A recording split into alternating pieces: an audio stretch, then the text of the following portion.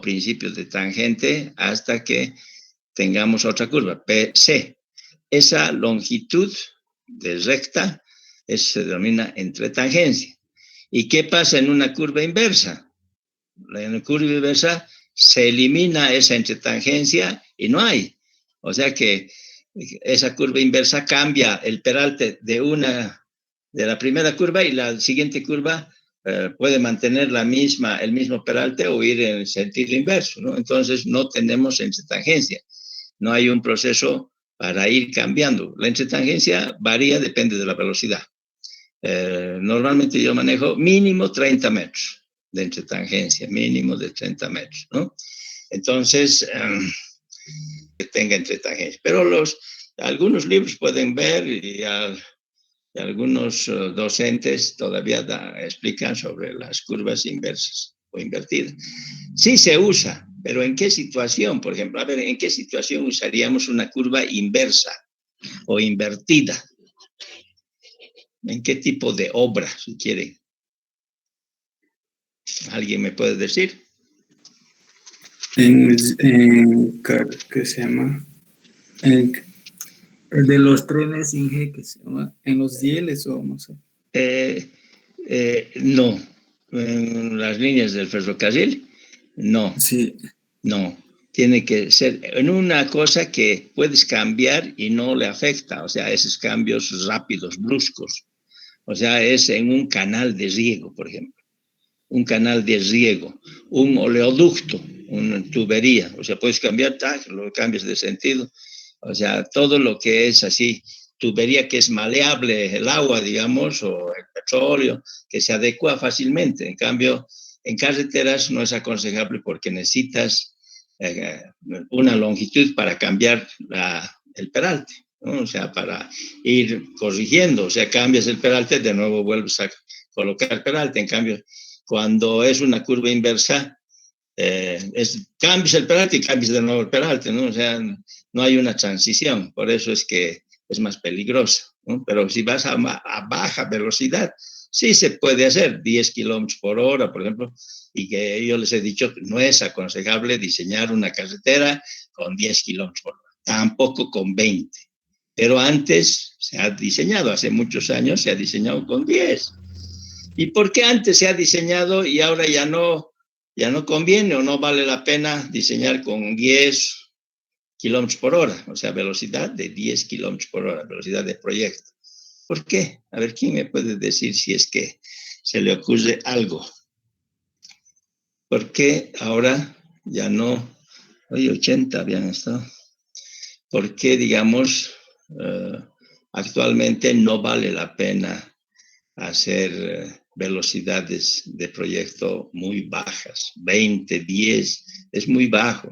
Si ustedes han visto, les he mostrado una tabla donde hay las características geométricas de la carretera.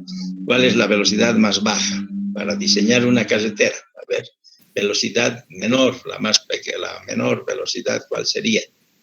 30 kilómetros. Muy bien, 30, Julio. Muy bien, Julio Alejandro González. A ver, vamos, ya que quiere comentarnos. Ya, un puntito. Ya, Julio. O sea, 30 es la velocidad mínima. Entonces, yo les he hecho otra pregunta. Les he dicho, ¿por qué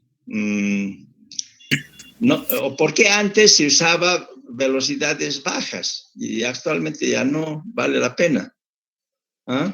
¿Cuál es el motivo? ¿No se les ocurre algo? Tal vez por el material. ¿Por el material? No. A ver, otro. Porque actualmente los vehículos ya tienen mayor velocidad que las de antes.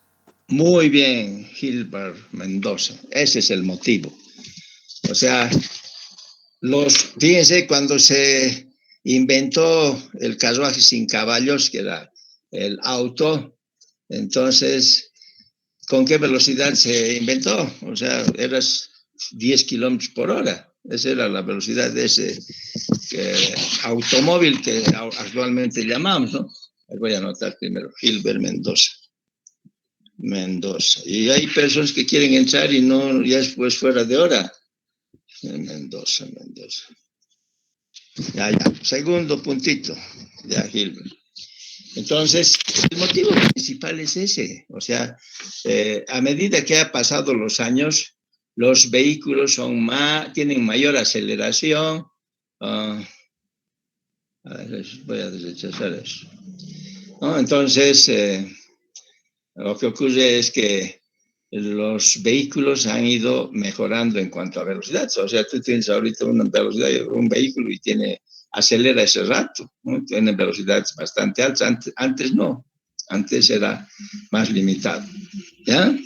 Eso es. Muy bien.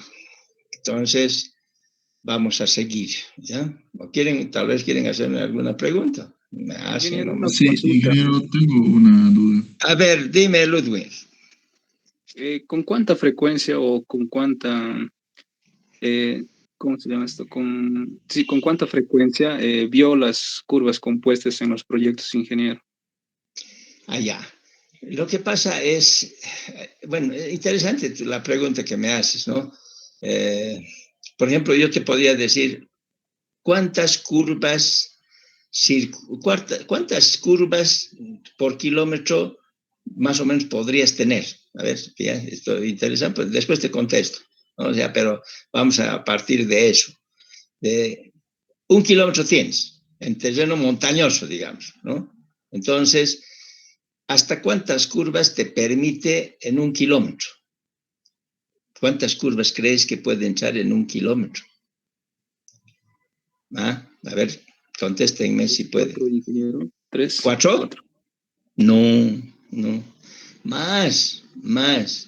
O sea, si ustedes se dan cuenta, normalmente les he dicho la entretangencia 30 metros, ¿no? Entonces, pueden imaginarse cuántas curvas pueden haber, unos 12, 16 tal vez, ya es harto, 16 curvas, ¿no? O sea, es un poco variable eso, es en función del cómo es tu diseño geométrico de la carretera y cómo está el terreno. Entonces, si es muy montañoso, vas a necesitar más curvas. Por lo tanto, puede ser alrededor de 12 curvas más o menos. ¿Ya? Entonces, así. Ahora, bueno, contestándote la pregunta, Ludwig. O sea, resulta que las curvas compuestas normalmente donde se requiera y te estás por entrar al cierre. O sea, puede ser que en 1 kilómetro puedas tener dos, ¿no? O sea, salvo que estés muy en la ladera y tengas que hacer unos 4, por ejemplo, ¿no? Entonces, por eso te estaba haciendo la primera pregunta. Para curvas circulares, más o menos necesitaríamos, sí, mejor dicho, para 1 kilómetro, si quiero diseñar en camino de montaña, puedo llegar a tener unos 10, 12 curvas circulares normalmente, ¿no? O sea, porque el hecho de tener tanta curva tiene que ser casi puros circulares simples, casi. ¿Por qué no digo las curvas espirales? Porque generalmente las curvas espirales funcionan mucho mejor para más velocidad y para mejores tipos de terreno, o sea, lomerío, plano. Entonces las curvas de transición esas son mejores, pero en montaña casi es imposible estar haciendo de transición, o sea, espirales de transición. Por lo tanto, casi en 1 kilómetro serían puro curvas circulares, ¿no? Simples. Entonces pueden haber 10, 12, que es harto por kilómetro. Estoy queriendo darte una idea de cuántas curvas podría haber por kilómetro, ¿no? Entonces, normalmente si tienes 6, 8, está mejor, pero a veces hay circunstancias donde tienes demasiada curva, ¿no? Entonces, tampoco no puedes tener 32 curvas, ¿no? O sea, puedes tener unos 12, unos 8, 2, o sea, 14 tal vez. Esos son los números máximos, ¿ya? Y en curvas compuestas, donde se requiera, ¿no? Entonces puede haber 2 por kilómetro, 1 por kilómetro tal vez, no puede haber, digamos, 14 curvas compuestas por kilómetro, eso ya no es viable, ¿no? O sea, las curvas circulares simples sí, puede haber varias, pero curvas compuestas se va restringiendo, ¿ya? ¿Está bien, Ludwig? Sí, ingeniero, ¿Sí? muchas ¿Me ha gracias. entendido? Me ha entendido, ¿no? A ver, Vázquez. Tienes bastante, está bien la pregunta, por eso. Vázquez. Ya tienes 5, 3, 4, 5. Está bien, voy a anotar un hito más, pero hemos dicho que eso es hasta 5, ¿no ves? Ya tienes 6. Pero está bien, eso es así. O sea, si se requiere, tendrás pues 2 en 1 kilómetro. Normalmente es 1 por kilómetro, en un lugar que es más crítico, tratando de evitar mucho movimiento de tierra, se lo saca. Y bueno, si aparece de nuevo otro que nos estamos queriendo echar hacia el cerro, entonces hacemos un cambio de dirección a través de una curva compuesta. Eso es, entonces puede ser 2, ¿no? Pero no 16 o 12 o 10, digamos, por kilómetro. 10 curvas compuestas no es así. O sea, curvas compuestas donde se requiera, podría haber por kilómetro 1 o 2 tal vez como máximo. En cambio, curvas circulares simples, sí, puedes tener 10, 8, ¿no? Normalmente en 1 kilómetro, si estás en un terreno montañoso, hay harta curva. Si estás en un terreno plano, no hay curvas, ¿no? Casi, ¿no ve? Por ejemplo, en terreno plano, en el altiplano, ya también cada 10 kilómetros conviene hacer una curva. O sea, no podemos estar haciendo los 100 kilómetros recto en cualquier país. O sea, en autopistas en Estados Unidos, así, aunque sea recto la autopista, normalmente siempre tienes unos pequeñas deflexiones, o sea, pequeñas modificaciones que tienen curvas amplias o curvas de transición bien amplias. ¿Por qué es eso? Para que no haya somnolencia de los conductores, ¿no? O sea, para que no se cansen, porque si tú estás en una carretera y es recto y tienes 30 kilómetros, empiezas a aburrirte y empiezas a querer dormitar, o sea, querer dormirte. Entonces, se recomienda hacer pequeñas curvas a cierta distancia, por ejemplo, puede ser cada 5 kilómetros, una curva amplia para que el conductor no se canse, no se aburra. Digamos, esa es la idea, ¿de acuerdo? Ya, eso.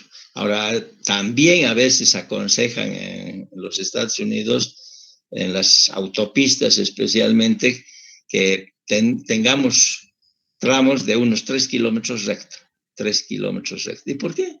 O sea, ahí se les ha ocurrido que puede haber un problema de una situación de emergencia de un avión o algo así, para que pueda aterrizar en esa carretera, aunque bueno, si está lleno de vehículos es imposible, ¿no? Va a próximos accidentes y todo, pero avionetas y todo, a veces se permite, dice, bueno, haremos un tramo de 3 kilómetros rectos, si se puede, ¿no? O sea, para tener esas situaciones de emergencia, pero esos son casos que uno cuando está diseñando, bueno, ve la posibilidad de hacer más recto, se hace.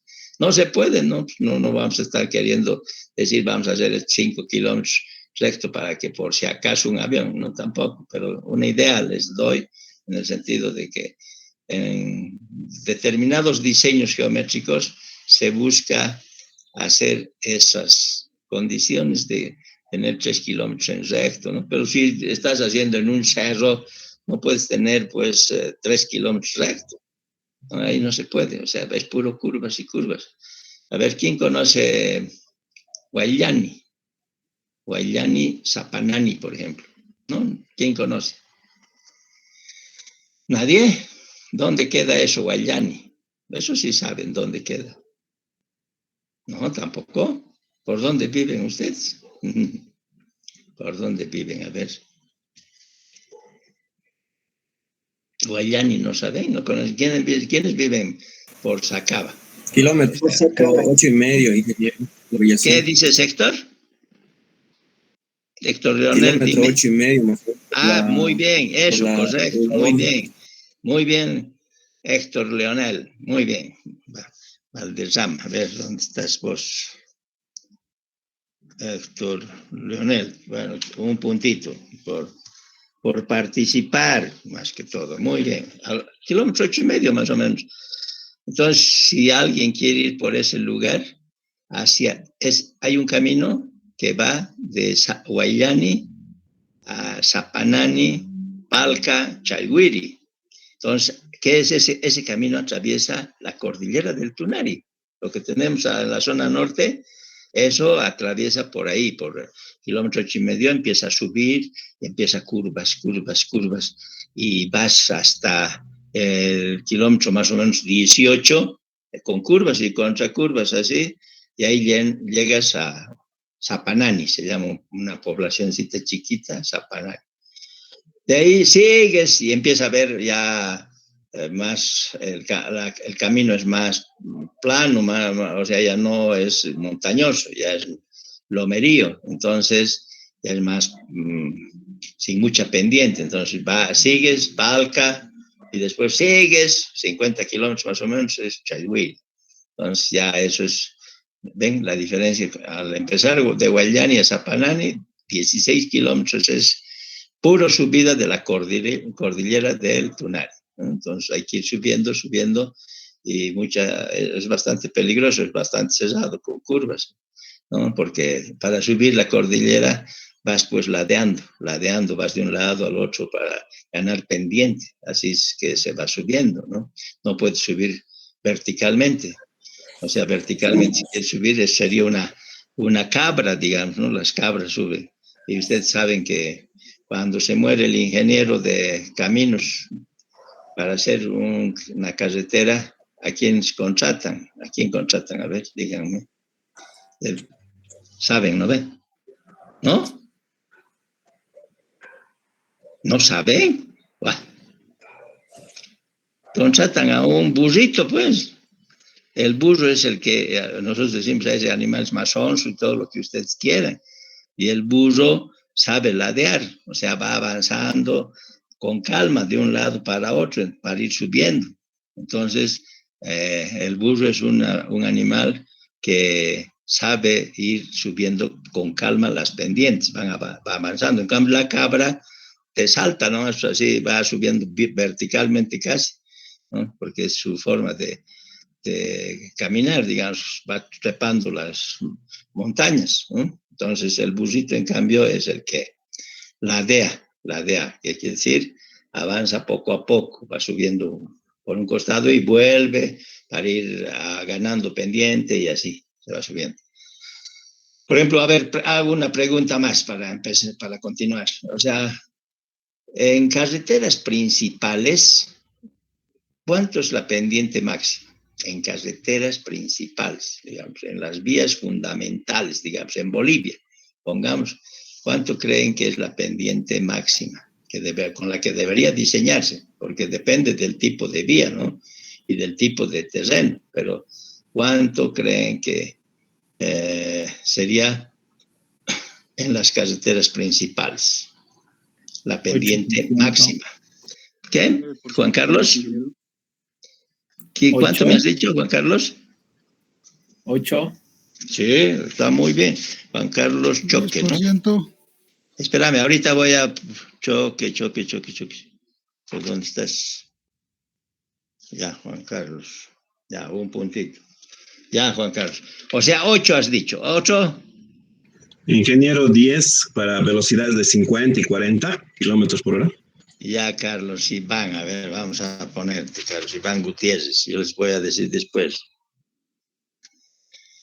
Ya, listo. Fíjense, normalmente para carreteras así fundamentales, principales, la pendiente máxima debería estar en los 7%. 7%. Esa es la pendiente que se recomienda en los diseños geométricos, o mejor dicho, en las normas geométricas. O sea, se recomienda que tenga máxima pendiente 7%. Pero en nuestro país, por ejemplo, las carreteras principales llegan a tener 9. O sea, es la que yo tengo, por ejemplo, hacia Colombia, ese lugar, está con 9%, o sea, más de lo que recomendarían las normas. Pero bueno, eso es por economía también, porque hay lugares demasiado con mucha pendiente y bueno, pues tratamos de bajar todo lo que más se pueda y llegamos a definir que sea el 9%. Entonces, normalmente no deberíamos pasar del 9%, no deberíamos pasar. El ideal, 7%, ideal. Fíjense cómo estoy queriendo diferenciar.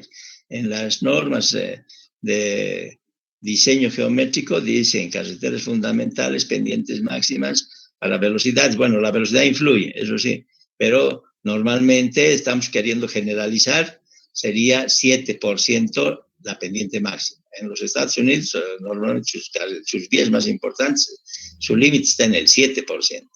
En cambio, en la nuestra, nos salimos de eso y tenemos en las vías fundamentales, o sea, Cochabamba, Santa Cruz, tenemos en los lugares más críticos 9% de pendiente. Y ahora, bueno, si vemos caminos a Arque, a Independencia, Morochata, todos esos lugares, tenemos pues pendiente de 12, ¿no? 12% de pendiente, algunos lugares, ¿no? Pero tampoco conviene tener 16, ¿no? Ya es mucho, 16% de pendiente es demasiado. Entonces, el máximo normalmente hay que tratar de bajar todo lo que más se pueda. Pero si no se puede por economía o por diferentes razones, hay que tratar de que sea 12, 11, ¿no? Entonces, cuanto más aumenta la pendiente, el camino empieza a ser más pobre en diseño geométrico, ¿no? ¿Ya? Bueno, está muy bien. ¿Alguna otra pregunta más? ¿O continuamos? Buenas noches. Una pregunta. Buenas noches, John. Cuando ya se abre una carretera o un camino, ¿no, Inge? Sí. Ya se tiene que diseñar, digamos, con esa pendiente, ya sea 7 o 5, digamos, depende de que si va a ser principal o no va a ser principal, eso, Inge. Ya, a ver, voy a ampliar eso, lo que me estás queriendo comentar. O sea, primero, el proyecto que te vayan a dar tiene que decir, proyecto de una carretera, es un proyecto nuevo, o sea, no hay ni una, o sea, puede haber una senda, digamos, pero no es un camino. Entonces te dicen, usted hágame el diseño de una carretera, ese es uno. Te podrían decir, señor ingeniero, por favor, hágame un mejoramiento de una carretera. O sea, eso es otra situación cuando es mejoramiento. Quiere decir que hay un camino, pero a ese camino hay que mejorarlo, ¿no? Entonces, normalmente vamos a hacer eso. Y tal vez hay otro también, conservación. O sea, puedo decir, hágame la conservación de esta carretera. O sea, un mantenimiento rutinario es otra forma de enfoque para hacer los análisis de carreteras. Un mantenimiento periódico es otra forma. Cada uno tiene su explicación, pero vamos a ir a lo tuyo. O sea, si va a ser nuevo, no hay carretera y hay que hacer apertura se llama así. Entonces, en esa apertura, tú vas a tratar de hacer en función ¿a qué? A la topografía, al volumen de tráfico, vas a tratar de definir y el ancho de la calzada también, el ancho de carril, todo eso está ligado. Entonces, si estás en un camino así montañoso, etcétera, forzosamente vas a bajar las características geométricas. ¿En qué quiero decir? La pendiente, por ejemplo, la pendiente. Si en ese lugar que estás queriendo hacer la apertura de un camino, tienes que tratar de que sea, ahí te estoy dando los límites. Por ejemplo, puede ser 12% la pendiente máxima, pero es para un camino vecinal. Si estás en un camino que vas a diseñar para una vía principal, entonces hay que tratar de bajar la pendiente. Puede ser al 9, por ejemplo, ¿no? Y si puedes al 7, mejor, ¿no? Entonces depende en qué situación estás. Pero ahora nos iremos a un mejoramiento de una carretera. Eso quiere decir que tienes la carretera ya hecho, ahí tienes la carretera. Pero cuando te dicen a vos, hágame el mejoramiento de esta carretera, quiere decir que tengo que tratar de cambiar la pendiente en los lugares más críticos. O sea, si hay una zonita donde tienes, o sea, el camino antiguo tiene 13%, no lo voy a mantener pues, en 13. Tengo que buscar una variante y hacer que ese lugar baje a 10 o 9. Eso estoy haciendo mejoramiento de la carretera. Otro, si el camino tiene 6 metros de calzada, digamos, o 5, pongamos 5 metros de calzada, y te dicen haz mejoramiento, no vas a mantener los 5, tienes que subir a 6, por lo menos a 6, depende de si hay mucho tráfico, etcétera, ¿no? Pero a 3 metros por carril, entonces 6. Fíjense, de 5 hemos mejorado a 6. Si se puede un poco más, mejor, ¿no? El radio, o sea, el camino antiguo tenía radios de 20 metros de radio. Entonces, si te dicen a vos, hágame el mejoramiento de esa carretera, no puedes dejarlo en 20, no puedes. Tienes que buscar la forma de que se mejoren los radios. Entonces, subirás a 30 los más críticos y los otros, si puedes subir a 60, 80 metros de radio, perfecto, pero estás mejorando, así se mejora.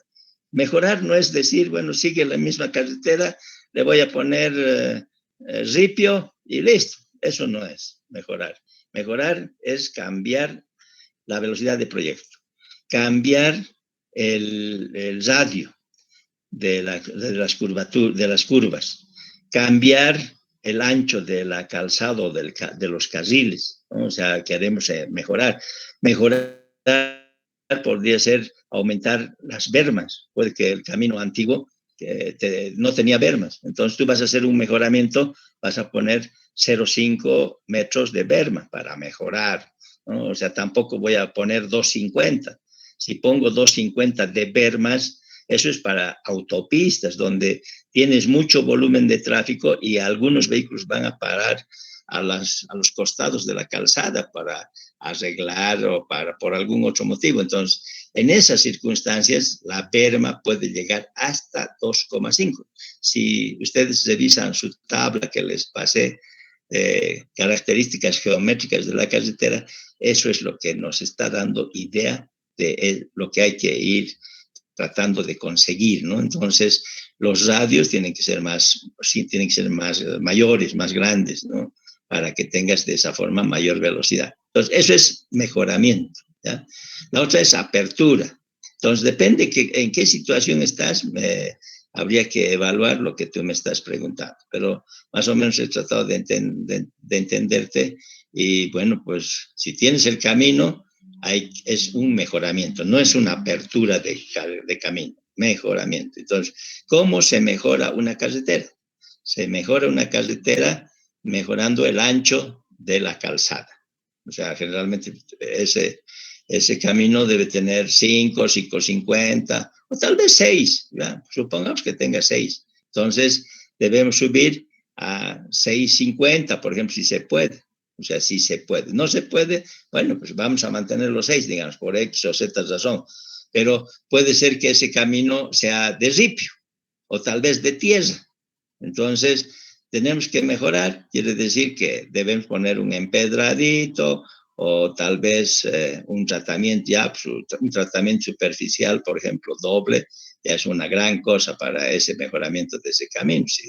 Si yo quiero hacer con pavimento flexible, ese es el más pobrecito de las capas de rodadura, tratamiento superficial, doble, ¿no? Entonces, eso está en función de la cantidad de vehículos que pasan. Por ejemplo, cuando uno diseña pavimentos, por lo menos tiene que haber 200 vehículos por día para que se justifique pavimentar la vía.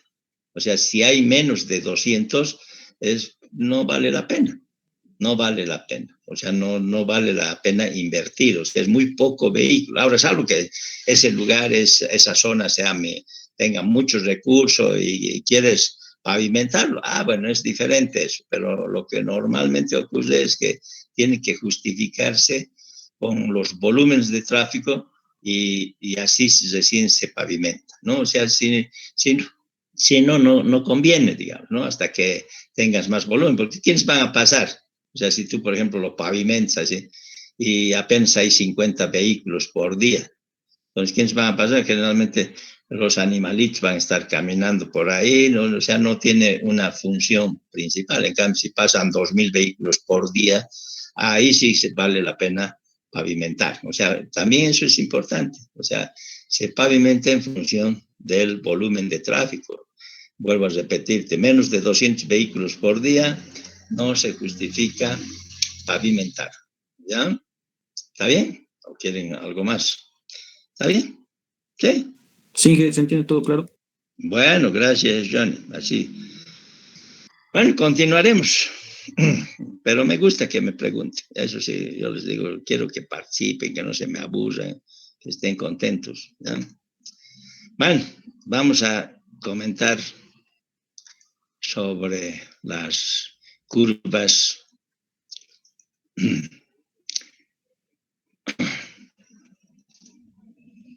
compuestas, curvas circulares compuestas.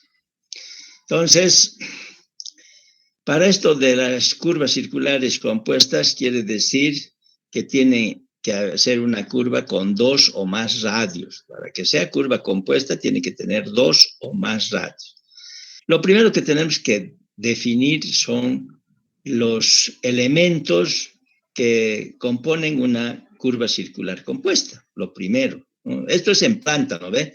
Esta es una cosa que a veces yo cuando estudiaba, como ustedes, a veces no me ubicaba cuándo era en planta y cuándo era en perfil. O sea, en serio, no me ubicaba.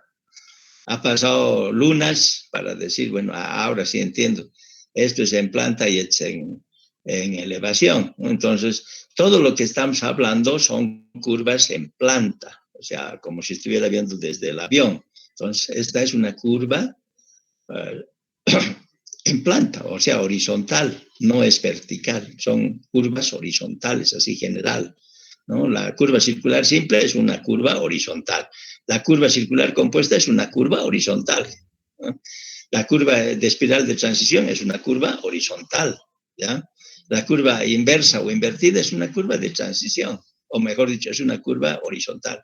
Es una curva horizontal. Entonces, aquí los elementos, a veces en esto uno cree que no es necesario saber nada de estas cositas. No, estas son las que te explican cómo está la curva compuesta y cómo está compuesto, compuesto, quiero repetir, cómo se considera a la curva compuesta, cuáles son sus elementos, ¿no? Entonces, aquí están los nombres, pero vamos a ir detallando aquí. A ver, ¿dónde está? Ah, yo me olvidó. Ya.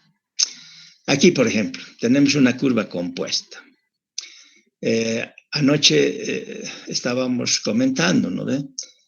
Siempre es de la izquierda hacia la derecha la forma de interpretar los elementos de las curvas, ¿no? O sea, uno diría, bueno, ¿y por qué no empiezo por acá? O sea, donde está marcando la flechita del mouse. No, porque es una forma, digamos, académica que interpretamos de izquierda hacia derecha. O sea, es la izquierda y tenemos que ir hacia la derecha. Entonces, la progresiva menor está aquí. La progresiva mayor, o sea, va aumentando, está aquí. Entonces, esto es principio de tangente, digamos. ¿Qué es el principio de la tangente horizontal, digamos? Entonces, la tangente horizontal. Y de aquí llegamos al principio de la curva. Entonces se llama PC, ¿no ve? Termina esa curva con un radio 1, o sea, todo esto son elementos de la primera curva, por eso le ponen 1, sub 1, todos estos elementos están con sub 1 para que diferenciemos. Y otra curva que tiene otro origen o 2, esto es curva 2, ¿no? O sea, todos los elementos que están en la curva 2. Y si revisamos, por ejemplo, aquí tenemos un PI. Este PI es de la curva 1. Y su ángulo de deflexión de esta curva es delta 1, delta sub 1, ¿no? Y si analizamos esto como si fuera independiente esta curva, ¿qué cosa tenemos? La tangente.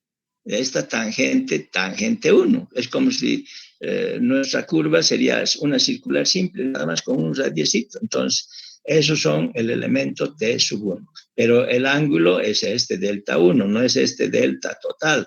Este delta es el ángulo de deflexión principal, ¿no? O sea, el total de la curva, el delta es deflexión principal, ¿no? De este delta. Si quieren, aquí vamos bien.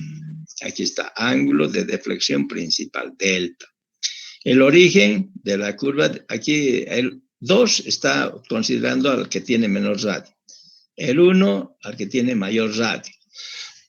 Este PCC es un punto de la curva que se denomina punto común de curvas o punto de curvatura compuesta. Así, punto de curvatura compuesta, o si no, punto común de curva. Punto donde termina la primera curva circular simple y empieza la segunda. ¿Ve? Eso es el PCC. El resto, el radio, conocemos esto, el centro de la curva de mayor radio, O sub 1, y bueno, conocemos todos estos elementos de la curva compuesta. Pero aquí va el detalle. Yo les he dicho que para hacer el diseño de una curva compuesta, muchas veces esto he estado tomando en los exámenes, les digo, calcúleme todos los elementos de la curva compuesta. ¿Y saben qué hacen? Me calculan este T sub 1, me calculan este T sub 2, para la curva 2, y después suman esto, la longitud de esta curva más la longitud de esta curva, y ahí se quedan. Y no es así. Para calcular la curva compuesta, lo más importante son encontrar estas tangentes, esta tangente. ¿Cuál es? Tangente larga. Esta es la tangente larga de la curva circular compuesta. O sea, necesitamos conocer este valor, tangente larga. Y en este otro sentido, como aquí tenemos el radio menor, la tangente corta, aquí T sub C dice aquí. Tangente corta de la curva circular compuesta. Entonces, no es solamente calcularme T1 y T2, y bueno, me encuentran tal vez, si les he dado este delta, me encuentran el delta 1, el delta 2 para esta curva, y bueno, de ahí me pueden calcular la externa, la cuerda larga, testito, pero no es eso lo importante. Lo importante de esta curva, para mí, una curva compuesta, es la tangente larga, ¿con cuánto es? Para poder marcar este PC. Y la tangente corta, para poder marcar este PT. Y de ahí sacamos la longitud de la curva, el radio, que es muy importante, el delta 1 que está aquí y aquí, el delta 1, la tangente T sub 1 ya, recién, ahí la tangente T sub 1, ¿no? Y para este otro tenemos la tangente T2, el radio es importante, este radio 2, o te dan o no sé, depende cuál es la información que tienes, ¿no? Y en general, para cumplir esta curva circular compuesta de dos radios, porque aquí tenemos dos radios, ¿no? El radio 1 sobre el radio 2 debe ser menor o igual a 1,5. Entonces, estamos haciéndolo bien. Esta es como una referencia para poder hacer una curva compuesta de dos radios. Radio 1 sobre radio 2 menor o igual a 1,5. Bueno, ya sabemos los elementos, ¿no? Bueno, les reitero, la tangente larga y la tangente corta son muy importantes en el diseño de los elementos geométricos de una curva circular compuesta, ¿no? Y aquí está el PCC. Este PCC hemos dicho que es un punto común de la curva, también hemos dicho que es un punto de curvatura compuesta. Punto de curvatura compuesta. Yo he dicho punto común de curva, ¿no? Entonces, que es punto donde termina la primera curva circular simple y empieza la segunda. Ese es el PCC, que no conocían, digamos, ¿no? Pongamos, cuando hemos hecho curva circular simple no teníamos esta información, o sea que podemos tener este valor de este punto, mejor dicho, PCC, ¿no? Y después del radio 1, el radio 2, todo eso ya sabemos, ¿no? Entonces, aquí esto es de su libro. Entonces, en su libro dice, los elementos geométricos que caracterizan cada curva circular simple, o sea, curva circular simple, esto una, y aquí otra curva circular simple, se calculan en forma independiente en cada una de ellas, o sea, como si tuviéramos una curva circular simple nada más, o sea, independiente calculamos esto, cada una de estas curvas, o sea, por eso les decía, podemos calcular la tangente T sub 2 de esta curva, aquí sería la tangente sub 1 de esta curva, así independientemente, ¿no ven? Aquí dice, de forma independiente en cada una de ellas, utilizando las expresiones para curvas circulares simples, o sea, las fórmulas que tenemos en curvas circulares simples podemos usar aquí también, es lo que nos dice, deducidas anteriormente. O sea, tenemos todos esas fórmulas, ¿no? La tangente, la cuerda larga, si es que fuera necesario, pero, por ejemplo, cuando uno está diseñando una curva compuesta, cuerda larga, la externa, casi no es tan importante como la tangente, el radio, la tangente larga, la tangente corta, el delta sub 1, el delta sub 2. Esos son los más importantes. ¿Ya? Entonces, ¿qué nos dice la teoría para poder entender un poco de la curva circular compuesta? Para la curva compuesta es necesario calcular la tangente larga. Fíjense cómo aquí dice, para la curva compuesta es necesario calcular la tangente larga, o sea, T sub L. Y la tangente corta. Yo les he estado diciendo que a veces cuando les doy este tipo de ejercicio de una curva compuesta, no calculan el TL ni el TC. Y después dicen, ¿por qué me he equivocado? Bien, porque no leen en el libro bien, ¿no? Para la curva compuesta es necesario calcular la tangente larga y la tangente corta. Entonces, ¿qué hacen en el libro? Dice, bueno, el delta, la deflexión principal, es igual a la suma de estos dos, delta 1 más delta 2, no está este delta. Entonces, a partir de esto, empiezas a encontrar por triángulos rectángulo, aquí lo han tomado un triángulo rectángulo, aquí lo toman otro triángulo rectángulo, pues este ángulo de 90 grados, aquí tenemos ángulos de 90 grados, entonces yo por lo menos no les pido que aprendan, pueden leer, mirarse un poquito esto, pero lo principal de esto es sacar después el triángulo por la ley de senos, bueno, ¿qué es lo que llegamos? A determinar la fórmula. Entonces, esta es la fórmula para esta situación de nuestra curva compuesta, para ese dibujo que tienen, es esta. Tangente corta es el radio 1 menos tanto, ¿no? O sea, la ecuación 321. O sea, esto, delta 1, aquí está el delta principal, el radio 2, radio 1. Y igualmente, para determinar la tangente larga, aquí está la forma. ¿Listo? Entonces, a mí lo que me interesa es que ya sé para curvas circulares simples cómo se encuentra la tangente, cómo se encuentran los diferentes elementos. Y para una curva compuesta, lo que me interesa es saber la tangente corta y la tangente larga también. Eso es importante. Entonces, aquí empezamos un ejercicio que tienen ahí ustedes.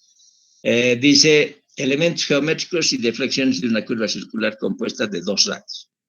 Entonces tenemos azimuts, ¿no? Azimut del alineamiento AB. Entonces, a ver, azimut del alineamiento AB. Este es el azimut. Entonces dice 32 grados. Entonces, si yo pongo aquí vertical el norte, no va a ser 32 grados, ¿no? Por eso es que el norte está inclinado. Aquí está inclinado. Entonces, esto quiere decir que está por aquí el norte inclinado. Entonces, esto es el ángulo de 32, así como está aquí. ¿Están viendo? Es 32, ¿no? O sea, el azimut. El azimut, ¿de dónde parte? Del meridiano, del norte magnético, del norte geográfico, del norte arbitrario, ¿no? De ahí parte el azimut. Entonces, tenemos el azimut del alineamiento AB, ese es el de entrada. El azimut del alineamiento BC, o sea, si vamos, buscamos BC, aquí está el punto B, y C nos dice que el alineamiento o el azimut a partir del norte, ¿no ve? Entonces aquí tenemos 66. Esto es el azimut de B a C, ¿no? Que está aquí. Azimut del alineamiento BC 66. Y el azimut del alineamiento CD, o sea, dice 144, lo podemos verificar. O sea, tenemos el C al D. Aquí está el alineamiento de C a D. El norte se tiene que mantener en todos, ¿no? Aquí tenemos el norte, aquí, por ejemplo, no se ha dibujado, pero está así, en ese, son paralelos, y aquí está el otro, que es paralelo, este es paralelo a este y a esto. Entonces, desde aquí, si mides hasta el alineamiento CD, dice 144, desde el meridiano, desde el norte. Entonces, ahí está. Azimut, alineamiento CD 144. O sea, estos son los datos y yo les estoy explicando un poco cómo es al dibujar que dónde correspondería, ¿no? Eso. Bueno, el radio de la curva 1 te dice que el radio va a ser 76,8 metros. Y te están dando para esto cuerda unidad de la curva 1. O sea, la cuerda de la curva 1 va a ser de 10 metros.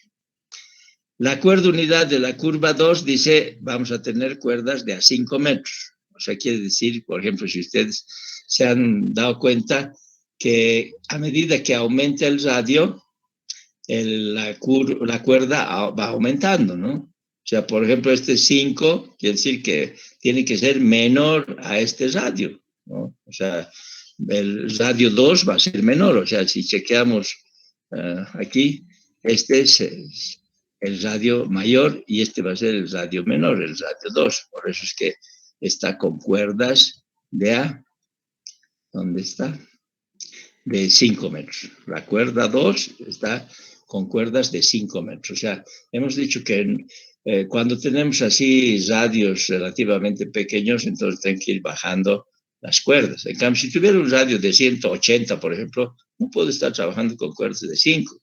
Tengo que trabajar con cuerdas de 20, ¿no? O sea, 180 metros no voy a ir haciendo cada 5 metritos, es como jugarse. Entonces tenemos que ir midiendo las cuerdas de a 20, porque son 180.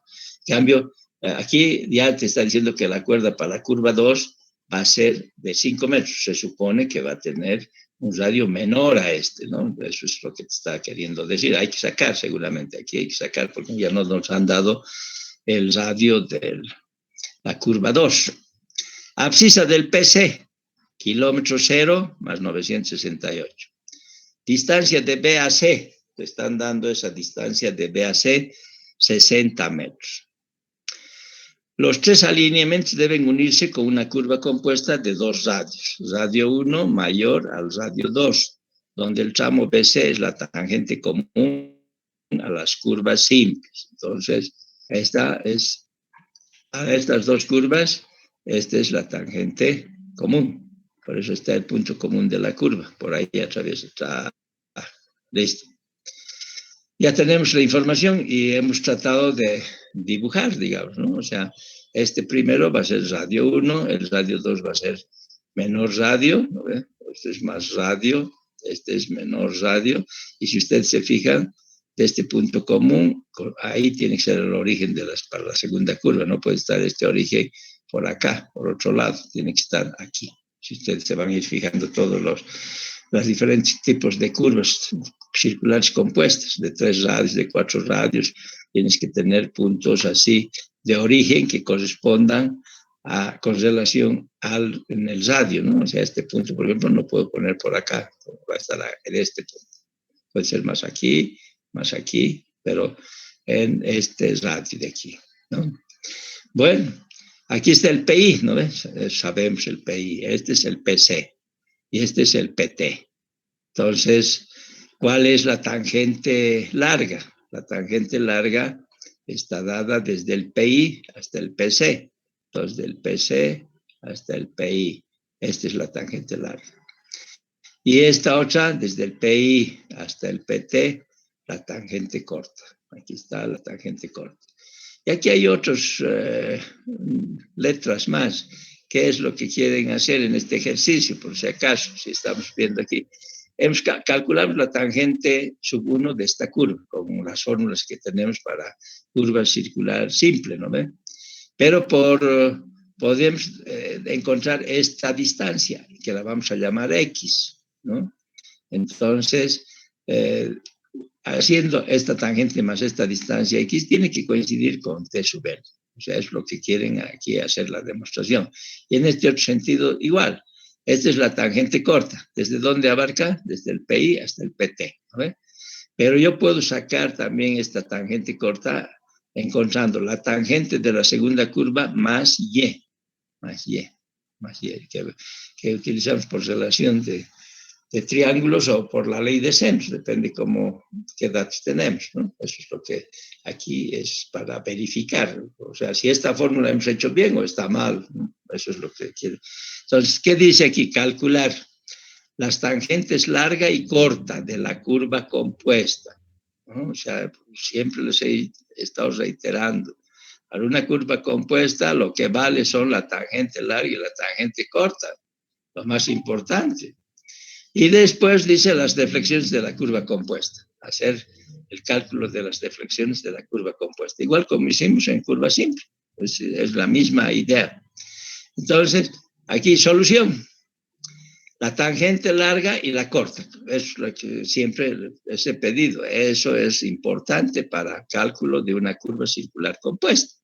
Entonces, la tangente larga, esta figura tiene la misma conformación de la fórmula. O sea, primero es la radio 1, que es mayor, y este es radio 2. Entonces, la fórmula, nos han dicho, para tangente corta es esta y para tangente larga esta. Entonces, tangente larga dice radio 2. Entonces, aquí está, radio 2 menos la fórmula que hemos anotado, ¿no? Sobre el seno, ¿ves? Aquí está, sobre el seno del ángulo de deflexión principal. En cambio, estos son ángulos de deflexión de la curva 2. Aquí tengo el ángulo principal y aquí los radio 2 y radio 1, ¿no? Entonces, reemplazando esa fórmula, pues no necesitan aprenderse de memoria, tienen que tener ustedes su formulario. Entonces, esta es la fórmula, ¿no? Y tenemos que ir encontrando los datos de cada uno de estas de la fórmula, ¿no? De los elementos. Por ejemplo, aquí, radio 2, ¿me han dado o no me han dado? O sea, si revisamos la teoría, o mejor dicho, el enunciado, dice radio 1, pero el radio 2 no tenemos. No tenemos el radio 2, entonces tenemos que sacar el radio 2. Si vemos por fórmula de una curva circular simple, radio 2 es la tangente sobre la tangente de delta medio.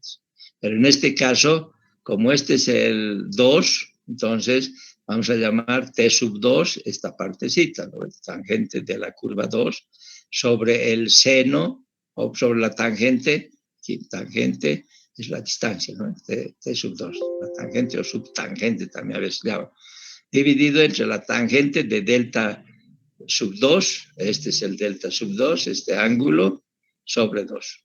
Listo, esa es la fórmula. Pero ahora, ¿qué pasa? El delta no tengo, no me han dado el delta. Entonces, el delta 2 dice, ¿a qué sería igual el delta sub 2? Va a ser al delta principal, a este delta principal, menos delta sub 1, menos delta sub 1. Eso de ahí sacaría el delta sub 2, pero tampoco tengo todavía. Después la tangente 2, esta tangente sub 2 de la curva 2, ¿a qué es igual? La tangente del 2, del sub 2, no podríamos determinar por fórmula, digamos, pero aquí nos han dado una distancia. Entonces, ¿qué distancia me han dado? Me han dado esta distancia de B hasta C, esta distancia. ¿Cuánto es esa distancia? Si quieren chequear, dice de distancia de B a C, 60 metros. Entonces, como me están dando esa distancia de 60 metros, 60 menos la tangente 1, esta partecita es tangente 1, aquí también tangente 1, ¿no? De esta curva. Entonces, si yo encuentro la tangente 1 o tengo, pues debo restar la distancia BC, que me han dado como parte del problema, 60 menos la tangente 1, menos esta tangente de aquí, voy a tener esta tangente T sub 2. ¿No? Es lo que está diciendo aquí. Pues 60 menos la tangente 1. Listo. Estas son las diferentes fórmulas que estamos queriendo ver cuál voy a hacer, cómo voy a usar, ¿no? Porque en esto de diseño geométrico es un poquito saber las matemáticas, la trigonometría y aritmética también, ¿no? O sea, para poder ir definiendo. Entonces, aquí nos han dado el delta, a ver cuál delta me han dado. Aquí. Delta. Han dado el azimut 3266 y el azimut de CD 144. Esos son los valores. Entonces necesito saber cuánto va a ser el delta. Entonces, este delta, por ejemplo, ¿cuánto va a ser? Ese delta de aquí tenemos, a ver, viendo lo que hay. Si revisamos, aquí tenemos 32, este es 66, aquí tenemos 144, ¿no? O sea, vendría a ser 144, ¿no? O sea, fíjense, aquí está 144, fíjense, azimut de CAD 144. Entonces, ese azimut es este, 144, que aquí está, los 144. Entonces, 144 menos, ¿qué cosa? Menos 32, que es este ángulo, nos va a dar el azimut, o mejor dicho, la deflexión principal. La deflexión principal. Entonces, la deflexión principal va a ser 144 menos 32, tenemos el delta. Entonces, aquí está, delta principal, 144 menos 32, y dice 112 grados. O sea, aquí tenemos este que dice delta, es a partir de aquí, ¿no? De esta recta que está prolongándose. Eso es. En cambio, el 144 es del norte, ¿no? Del norte magnético. Entonces, desde ahí, menos estos 32, nos da 112, ¿no? Aquí está. Y dice D. D es a la derecha. O sea, el sentido de avance es así. Va y vas a venir a este lado. Entonces, el ángulo es a la derecha, no es a la izquierda, ¿no? Hacia arriba, si cambiara la dirección, es a la izquierda. Pero aquí está, a este lado, derecha, ¿no? O sea, estoy yendo así, este es derecha y este lado es izquierda, ¿no? Entonces, aquí te está diciendo, y al dibujo, en el dibujo está apareciendo derecha. Podría no poner D, podría poner más. Si yo pongo más aquí, quiere decir derecha, por convención. Y si pongo menos, quiere decir izquierda, ¿no? Entonces, ya está definido el ángulo de deflexión principal, delta, 112. Buscamos ahora el delta sub 1, este delta sub 1 aquí, este delta sub 1. ¿Qué tenemos? Tenemos 66, que es este angulito que nos han dado, ¿no? O sea, por si acaso uno cree que azimut del BC 66. Entonces, 66 tengo esto. Menos los 32, aquí 32, porque hemos dicho que de A a B es 32, entonces resto y me da 34, o sea, esta partecita, este delta sub 1, 34. Y el delta sub 2, ¿cuánto sería? Tenemos 112 y menos 34, me va a dar este delta sub 2, que sería 78, ¿no? Listo, ya tenemos referente a las deflexiones, ¿no? Para encontrar este delta 2, delta 1 y el delta, en base a los azimuts. Y en base a eso, entonces, ya empezamos. La tangente de la primera curva, por fórmula, sabemos que es radio de esa curva, o sea, su radio sub 1, por la tangente de delta sub 1 entre 2. Para esta curva es el delta sub 1, no es el delta total, porque tenemos dos radios, ¿no? Entonces es para este delta 1 y para este otra curva delta sub 2. Entonces, reemplazando valores, el radio 1 me han dado, o sea, como información, aquí dice radio de la curva 1, 76,8, entonces 76,8. Por tangente de delta sub 1, delta sub 1 hemos sacado 34. Entonces 34 entre 2, esta distancia es 23,48. O sea, esto de PC hasta el punto B, que estamos diciendo que es un PI, pero aquí lo están manejando como B, este otro como C. O sea, pero podríamos poner como PIs de esta curva, ¿no? En cambio, la principal es PI nomás, ¿no? PI1 podría poner, pero aquí para no mezclar mucho, le pone letra B, le pone letra C, ¿no? Entonces, la tangente 1 hemos sacado 23,4. Entonces, como ya tengo esta distancia, tangente 1 es desde aquí hasta aquí, ¿no? Hasta el P60. Esa es la tangente 1, que es igual a esta tangente sub 1. Entonces, ¿cuánto tengo de B a C? Me han dado 60 metros, ¿no ven? 60 metros aquí. ¿Dónde está aquí? PC, 60 metros. Menos la tangente 1, que acabamos de sacar, 23,48, me va a dar la tangente 2, del sub 2 para la curva 2.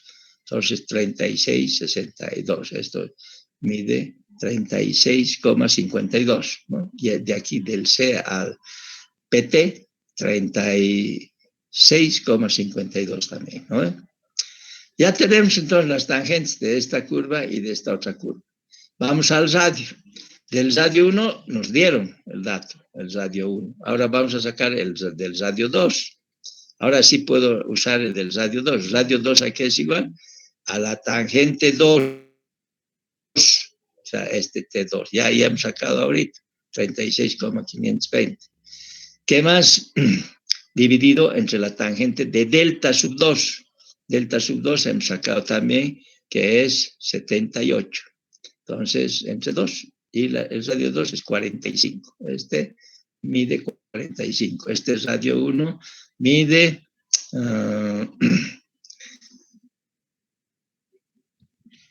76,8. Aquí, 76,8. Entonces ya tenemos el radio 2 también, 45.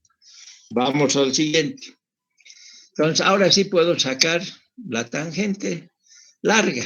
Entonces, la tangente larga, aquí está, la tangente larga es radio 2 menos, abrir paréntesis, radio 1 por coseno de delta. Entonces, a ver, radio 2, ¿dónde tenemos? Radio 2 es 45,098.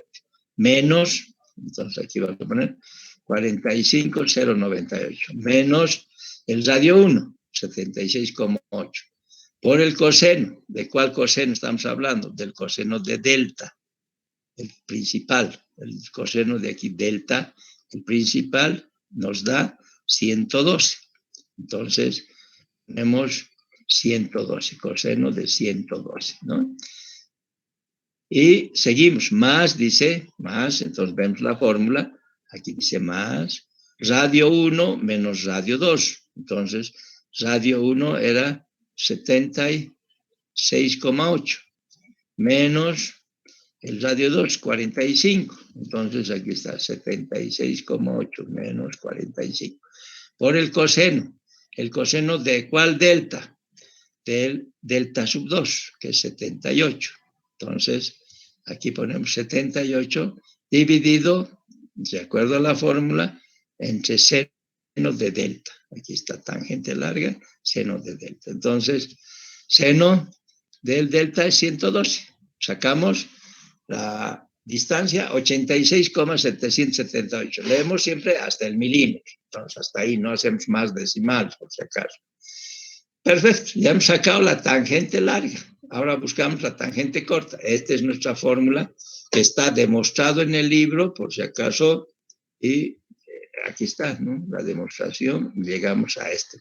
Esta es la fórmula. Entonces, esa fórmula empieza con radio 2 menos radio 1. Entonces, buscamos radio, ¿cómo? A ver, espera. Está la tangente corta, estoy mezclando. La tangente corta es la de arriba. Esta tangente corta, radio 1 menos radio 2. Entonces, vamos, tangente corta, radio 1, 78 menos radio 2, 45, por los ángulos de deflexión que hemos sacado sobre el seno de delta. Seno de delta, aquí está la fórmula general de tangente corta, por lo tanto es 72. ¿Qué es eso? a distancia de aquí, desde el PI hasta el PT. Esta tangente corta, esto es 72,706. Listo. O sea, está bien, ahí terminaría esta parte, pero en el libro nos dice, bueno, vamos a verificar. Entonces aquí dice, los valores de estas tangentes también pueden calcularse en función de las tangentes simples, y T1 y T2, y las distancias X e Y. ¿No? Eso es lo que les dije hace rato, que aquí está. La tangente larga, por ejemplo, es T1, T sub 1 más X, más esta distancia, y llegamos al mismo. O sea, vamos a hacer la demostración de eso, que el T sub 1 más X nos tiene que dar también T sub L, como hemos encontrado ya. Igual, para la tangente corta, que dice, tienes la tangente sub 2 de la curva 2 más Y. Esto. Entonces, eso es lo que queremos verificar. Entonces, por la ley de senos, dice, aquí está, ¿no? La tangente larga T1 más X. La tangente corta, la tangente de la curva 2 más Y. Entonces, por la ley de senos, dice X sobre X, ¿no ve? X, entonces, este es el seno de delta 2 para este X. Para el Y, por ejemplo, es el seno de Y sub 1, esto, Y sub 1. Y para este va a ser delta prima. O sea, aquí la suma de todos estos ángulos nos tiene que dar 180 también, pero aquí delta prima. Entonces, ¿qué es lo que hace? Aquí está. X para del seno del delta sub 2, Y por el seno de delta sub 1, es igual a BC, porque ¿qué es eso? Toda esta distancia BC es a este ángulo, ¿no ve? Entonces, BC es al seno de delta prima. BC, 60 metros. El delta prima va a ser, si analizamos, este es 180, esta es la recta, es 180, menos 32, ¿dónde está? 180, no, menos delta para encontrar el delta prima, menos delta, 180 menos 112. Esto, todito esto es 180. Menos delta, entonces, ¿cuánto nos da? Menos delta 112 nos da 68, el delta primita 68. Entonces, buscamos las diferentes relaciones de aquí, ¿no? O sea, por ejemplo, estamos uniendo X sobre el seno de delta 2, que tengo ese valor, y el Y no lo tengo, entonces voy a usar BC sobre el delta prima. Y de ahí encuentro que el X vale 63. De la misma forma agarro Y y agarro este BC, estos dos, ¿no? Para encontrar el Y.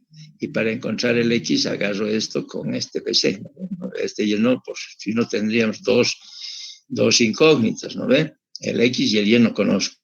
Entonces, si el X no conozco, el delta sub 2 conozco, el BC conozco y el seno de delta prima conozco. Entonces, eso es lo que está aquí. Y para el otro, agarramos con el Y estos dos. De ahí. Y determinamos que el Y vale 36 y el X vale 63, ¿no ven? O sea, ¿dónde está? El X es este y el Y es este otro. Entonces, ¿qué vamos a hacer? Quiero saber si T sub 1 más X me da igual a T sub L. Entonces, T sub L va a ser 23,48, que es el T sub 1, o sea, por si acaso aquí T sub 1, 23,48, más X, ¿no ve? Más X. ¿Y X cuánto nos ha salido? Entonces, X me ha salido 63,298. Sumo estos dos, me da 86,778, la tangente larga, que está igual que este, ¿no? Tangente larga, entonces está bien. La otra viene a ser la tangente corta. La tangente corta sería Y 36,186, eso 36, más T sub 2, hemos dicho, ¿no? Aquí está T sub 2.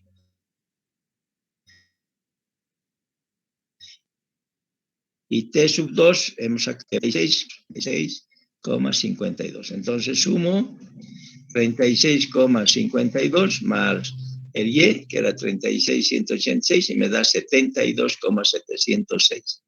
Esa es la tangente corta. Verificamos con la fórmula. Aquí está, 72,706. Entonces, está verificado que esta es la fórmula que podemos usar o podemos hacer por la ley de senos, encontrar esos mismos valores. Bueno, y después las deflexiones de la curva compuesta. Empezamos por la primera curva circular simple. Entonces, como estamos manejando la longitud, ¿a qué va a ser? Va a ser en función de cuerdas. Entonces, tenemos la cuerda del sub 1, o sea, de la curva 1, aquí dice longitud para cuerdas de la curva 1, por delta sub 1 y G de cuerdas 1, de la primera. ¿Y qué nos han dicho de las cuerdas para la primera curva? Que sea de 10 metros. Y el delta sub 1 que hemos sacado es 34. Por lo tanto, vamos a encontrar G, porque de esta fórmula no tengo G, ¿no? Me falta. Entonces, tenemos la fórmula como si fuera una curva circular simple, ¿no? Pero para el radio 1 y la cuerda 1. Entonces, 2 por arco seno, 10 es la cuerda para la primera curva. El 1, ¿no? Ve que hemos dicho que va a ser la primera curva. Dividido entre 2 por el radio. El radio nos dieron 76,8, o sea, aquí está. Radio de la curva 1, 76,8. Entonces, reemplazo ese valor, radio 1, 76,8. Y se encuentra el grado de curvatura para la cuerda de 10 metros, en este caso, para la primera. Son 7 grados, 27 minutos, 56 y pico. Listo, ya tengo G. Por lo tanto, ahora puedo sacar cuánto es la longitud en base al sistema cuerda-grado. Entonces, 10 es la cuerda por el delta sub 1, 34, dividido entre el G. Nos da la longitud de la curva, de la primera curva, 45,542. Listo. Podemos encontrar la abscisa también de PCC. Nos han tenido que dar la abscisa, en este caso, del PC. Entonces, aquí tenemos la abscisa del PC, kilómetro 0 más 968. Entonces, de ahí vamos a continuar, de aquí, 968 más la longitud de esta curva hasta aquí, hasta el PCC. Entonces, eso nos está diciendo que es más 45,542, la longitud de la curva, de la primera curva. Entonces, la abscisa del PCC es kilómetro 1 más 0,13. Como hemos estado viendo las deflexiones, cuando hago deflexiones para cuerda de 10 metros, entonces la deflexión por metro es 2 por 10, 20. Entonces aquí, esta es la deflexión por metro para cuerdas de 10, 2 por 10, 20. ¿No ve? Entonces, ¿qué tenemos? El ángulo del grado de curvatura, el grado de curvatura dividido entre 20, y nos da 0 grados, 22 minutos, 23 y pico por metro. Esa es la deflexión por metro. Así hemos aprendido, ¿no ve? Entonces, lo único que tienen que chequear es cuál es la fórmula, ¿no ve? Este es para cuerdas de 10, entonces multiplicamos 2 por 10 y tenemos esta formulita. Vamos para la otra. La deflexión por cuerda unidad. Entonces, la deflexión por cuerda unidad es G de esa curva de la primera, G, el grado de curvatura, sobre 2. Ese es para cada cuerda. Estas cuerdas son ¿para cuánto? Para 10 metros. Hemos dicho que son para 10 metros. Después, ¿qué hacemos? La deflexión por subcuerdas. Hemos dicho que las subcuerdas adyacentes al PCC. Si revisamos, el PCC tiene que terminar en un abscisado no completo, ¿no? Vamos a ver PSC en un abscisado no completo. Entonces aquí hemos encontrado PSC. ¿Dónde está? A ver. Aquí tenemos PC. Y de ahí vamos analizando, vamos a sumar la longitud de la curva y tengo el PSC. Entonces, a ver, la longitud de la curva. Aquí está. Entonces tengo el PS, kilómetro cero más 968, más la longitud de la curva, de la primera curva, que nos ha salido 45.542. Entonces la abscisa del PSC es kilómetro 1 más 0,13.542, ¿no? 0,13.542. Entonces, aquí, por ejemplo, aquí está, un poco para irse ubicando más fácilmente. Este es el PC. Aquí empezamos el PSC, ¿no? Aquí empezamos el PC, que es el kilómetro 9 más 968. ¿Qué tenemos que hacer? Tenemos que hacer con subcuerda. Del 968 vamos a redondear al 970. O sea, esta distancia hay que calcularla, ¿no? Entonces, ¿dónde está esa subcuerda? Aquí está, 970 menos 968, 2 metros. Esto es de 2 metros. Entonces, hacemos para 2 metros la deflexión de la subcuerda por la deflexión por metro. Y hemos sacado para esa primera cuerda la deflexión por metro 0 grados 22, 23. Entonces, aquí colocamos 0 grados 22, 23. Eso sale 0,44. Y aquí está, 0,44, 47. Aquí, al kilómetro 0 más 970. Y esta primera curva hacemos de 10 en 10, ¿no ve?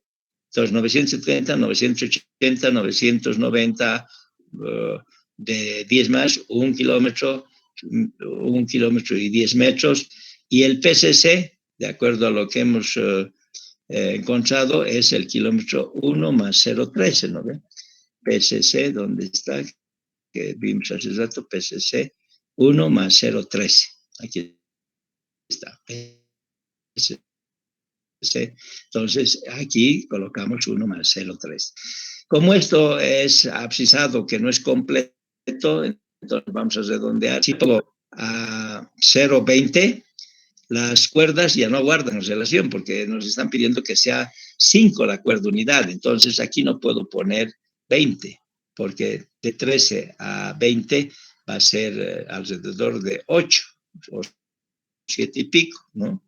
Entonces, no, tenemos que hacer las subcuerdas menores a la cuerda unidad. Entonces, esta segunda curva son con cuerdas de ¿cuánto nos han dicho? De a 5 metros. Por eso es que del 0,13 al 0,15.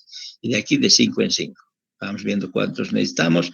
Hasta 0,70 y el último va a ser 0,74, ¿no? ¿Dónde está eso? Habría que calcular desde el PSC que hemos sacado, o sea, aquí vamos a ver si quiero.